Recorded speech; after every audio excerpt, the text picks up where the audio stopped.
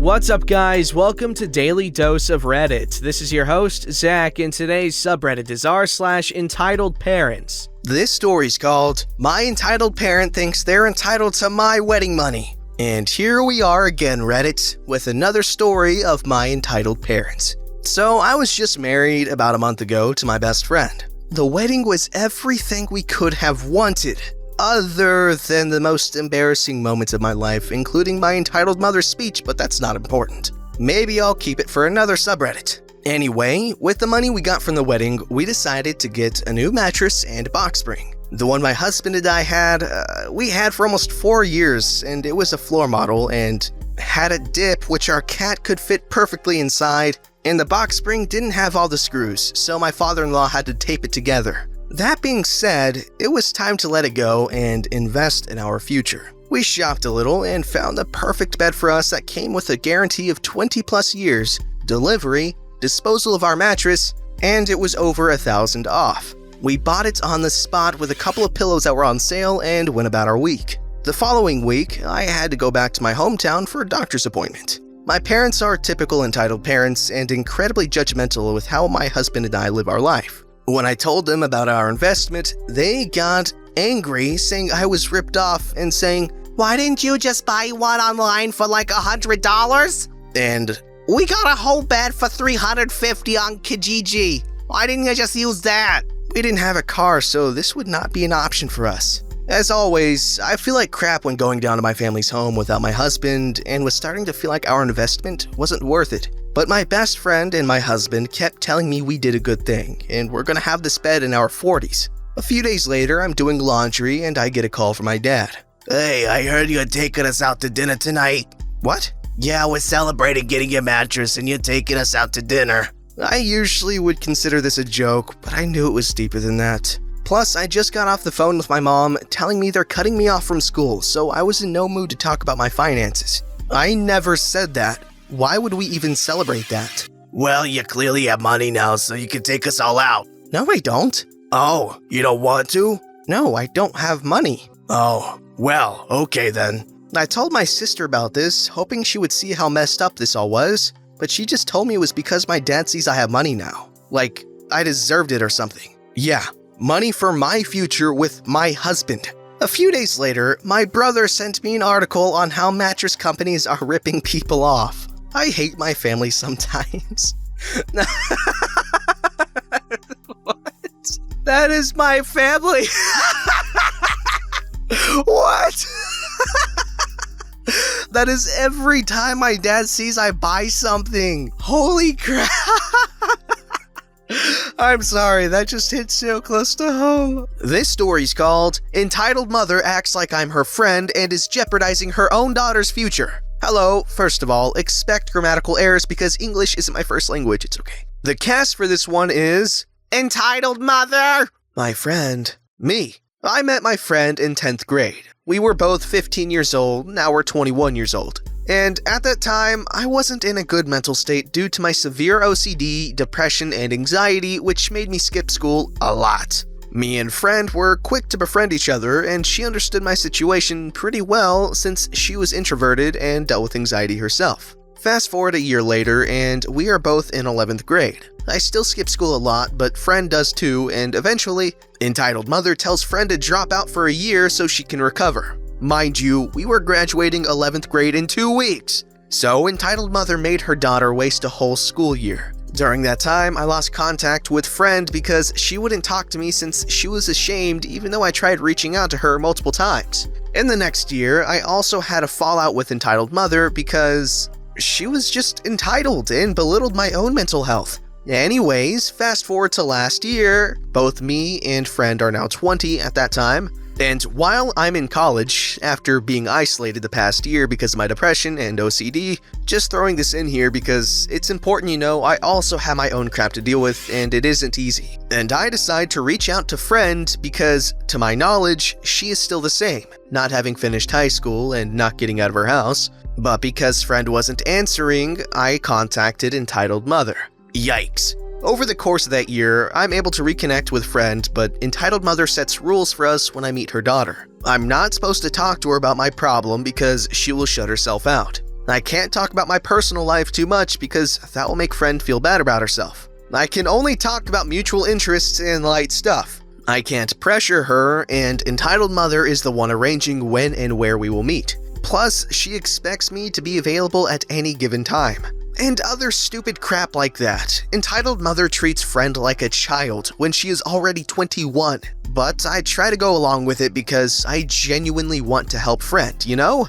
Entitled mother starts messaging me all the time, and instead of talking about her daughter, aka my friend, she talks about her life and how much she suffers. She talks crap about our marriage and how her husband is a scumbag, then tells me her life story about how hard it was for her growing up without a mother and so on. I honestly get flabbergasted by all this information she throws at me constantly, and I'm like, shouldn't we be talking about your daughter? But I shut up and endure it. She even tries to throw her parenting responsibilities on me. She literally asked me to have a talk with her daughter so she stops spending so much money online because it's affecting entitled mother's financial situation. Actually, her husband's, since she doesn't work because she has to take care of her daughter. And she doesn't want to do it herself because she doesn't want to get on her daughter's bad side. Needless to say, I didn't do it. Things get really bad when I go off the radar sometimes. Like I explained before, I have my own crap to deal with, and there are times where my depression gets really bad and I don't want to talk to anybody. So I stay away from any social contact. She out of nowhere texts me and gets really passive-aggressive. In the way she acts, it's like she expects me to fix her daughter. Because according to her, I have a life and her daughter doesn't. And makes me feel guilty for trying to have a normal life while her daughter can't. I'm a bit of a pushover because I feel bad that friend is in that situation. And I try to do my best to help her, but at the same time, you can't help someone who doesn't want to be helped or isn't ready for it. Friend somehow became an entitled kid because she just stays at home and wastes her parents' money away when she knows they can't afford some of the stuff she wants, and throws a tantrum like a 6-year-old when she doesn't get what she wants and her parents end up letting her get what she wants, even though she's a 21-year-old and is past the age of throwing tantrums. But at the same time, I can't feel ill feelings toward friend because I feel like she is a victim. I believe her mother is her enabler and she is constantly putting her daughter in bad mental places and not helping her at all. I feel like entitled mother thrives on attention and having her daughter like this gives her a sick sense of pleasure. I know that entitled mother does feel bad about her daughter and wants to help her, but at the same time, she contributes to the situation getting worse. Like not forcing her to go to a therapist and letting her just sit at home without any kind of help and attending to all her whims. Just the other day, entitled mother called me and I didn't answer because 1, I hate talking on the phone, and 2, she talks for hours. Then I remembered she had left me a message the week before asking me to go to her house. But I didn't answer because I was down with the flu and was really sick and ended up forgetting, so I texted her later and our conversation goes something like this. I'm sorry I haven't answered you, but I've been sick, blah blah blah. Did something happen? Get better soon. Meaningless small talk. Can you come here this weekend? Friend is not going to the appointments I make and I'm losing hope. I'm exhausted. She isn't taking X-Med anymore and she needs a substitute. Then she starts talking about a mobile game which we both play and forgets all about her daughter. Can you come over this weekend? I don't answer for a while because I'm still on bed rest since I'm really sick and feeling weak. After a couple of hours, she texts me again, out of nowhere. You hurt me when you ask when something is wrong. You know that every day something is wrong or else friend would go to school. Don't take this in the bad way, but I live this 24 hours a day. You have to give me a break. I only asked if something happened because it could have. It wasn't with bad intentions, but alright. I will try to go this weekend, but I'll have to see how my flu is. You know I always have something bad to tell you, unfortunately. Try to come and get better soon. She then sends an emoji of herself. What pain I'm in! Meanwhile, a day or two goes by and she sends me this. And OP, I find it normal wanting to talk to you after not talking to each other for 2 months. She literally sent me that out of nowhere. I really didn't want to talk to her because she will start talking about her life again, and honestly, I don't know what to say about her failed marriage or hear her badmouth her husband, which is a really cool dude in my opinion. Then yesterday, she texts me again and makes a point of telling me that her daughter needs her family and friend support several times, reinforcing the friends part, and ends the conversation with another text saying crap like, do you think distancing yourself from friend is going to help? She needs her friends. They can't give up on someone who needs help. I totally get it, but I can't do much more than what I do.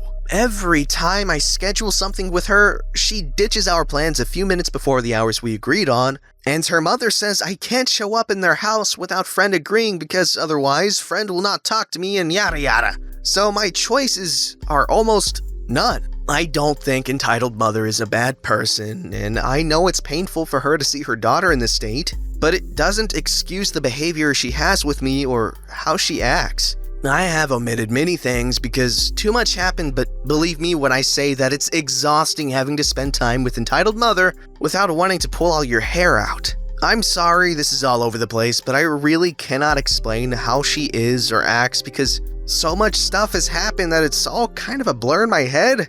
I really feel bad for friends, but entitled mother really makes me feel like crap and I don't want to be near her. But because I care for friend, I will have to face her. So do expect updates on entitled mother because there's always drama with her. I just needed to rant. Thanks. Okay, so that's a toxic friendship if I've ever seen one, and you know what? A friend is lucky to have Redditor as a friend because that's some dedication, you know? Not many people would be willing to put up with all that crap, you know, just for their friends that they don't even get to see, you know, and the friend's completely different, which is not her fault, by the way. Man, that's just a horrible situation for everyone. This story's called, "This Funeral is Ruined Because of You." Yep, you are reading the title right. This is just one of the many stories of when I worked at Walmart for 3 years. I was a photo associate, so I had to handle the photo center, buy electronics, and the shoe department. It was an easy job. Make the photo orders, clean the machines, and assist customers with their orders. And by far, this is one of the worst I dealt with. It was near the evening and business was slowing down when I saw a couple, entitled mother and a nice dad, come up to the counter along with 2 children. They really don't play a part in the story. I greeted them and asked how I could help them. "We want to make a poster for my son's funeral, possibly a 24 by 36. I'm sorry for your loss, but I can help you make the order." "Thank you." And I helped them with the order. Nice dad told me that their eldest son died from an ATV accident. A trick gone wrong and he died his first night in the hospital. And they wanted to have a poster of him at a young age with his first dirt bike. I told them it would possibly take a half an hour for the order to finish and say they can look around Walmart if they wanted to, and I would call them on the overhead when it's done. And they did. But as soon as the order was halfway done, the poster machine went haywire. They had it way before I was hired and it broke down a lot. Why they didn't replace it, I had no idea. So I called them on the overhead to come back to the photo center. Nice dad comes back, but entitled mother and her kids were nowhere to be found. I told Nice Dad that the poster machine broke halfway through their order and it wouldn't be ready for a few days. Nice Dad was very understanding, saying the funeral was just a week away so they have time. I offered to see if a different Walmart would print their order, but he said it was okay. "You'll give me a call when it's up and running?" "Absolutely. We will have your phone number in our system and give you a call when we have it running and your order complete." Nice Dad thanked me for my help and walked away. It was not only a few minutes later as I was calling maintenance to look at the poster machine the next day. I could slowly feel something coming as I heard someone slamming their hands on the counter. It was entitled mother with Nice Dad and her kids in tow. "I need to have a word with you." Luckily, I was done calling maintenance and come up to the counter. "Yes, ma'am, how can I help?" Entitled mother cuts me off. "Why is the poster not ready? You said it would be ready today."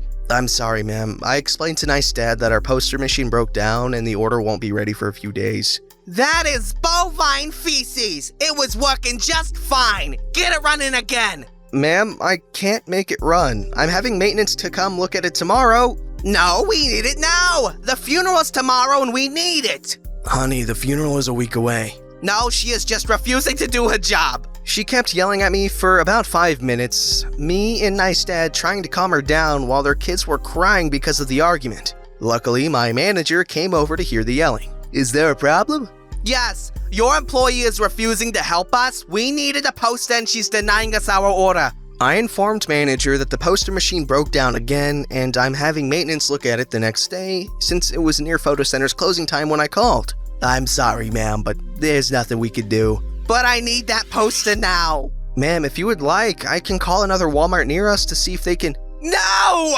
You just don't want to do your job. That is it. My eldest son won't rest in peace now. This entire funeral is ruined because of you.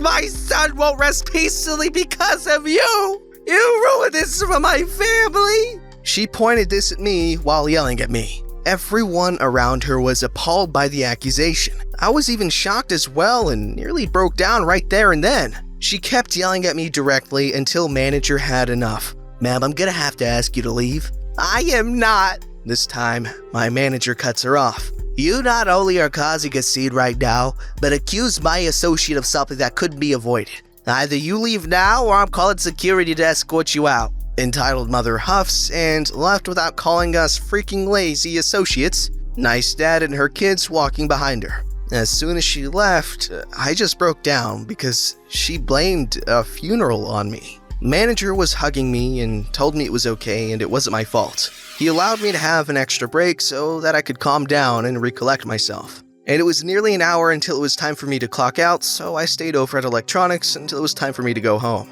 And a few days later, I was cleaning the machines as the poster machine worked again. This time, manager talked to the main manager at our Walmart to order a new poster machine, and I heard someone at the counter. It was Nice Dad. I came here for the poster. I nodded and grabbed the poster and made the sell. Listen, I want to apologize for my wife the other day. It's alright. She was grieving and I understood. Yeah, but she has no right to blame that on you.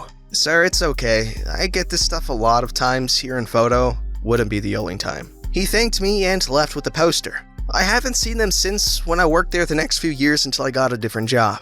I told my dad of this. He's a registered nurse, and he told me that she was on the second stage of depression and just took her anger out on me. It didn't feel like it, but it is what it is. Yeah, that's what I was thinking too, that she was grieving and not doing so in a very healthy way, might I say. But, she lost her eldest kid, and say what you will, but parents, in most cases, parents have the strongest connection, the deepest connection with their eldest, because they've been around the longest, and, that was their first kid. And there's something sentimental about that. Losing your first kid, someone you brought into this world when they're still that young, it's gotta be rough. So, I'm not justifying the mom's actions and stuff, but, that's why. Don't forget to like, subscribe, and hit that bell to never miss an episode.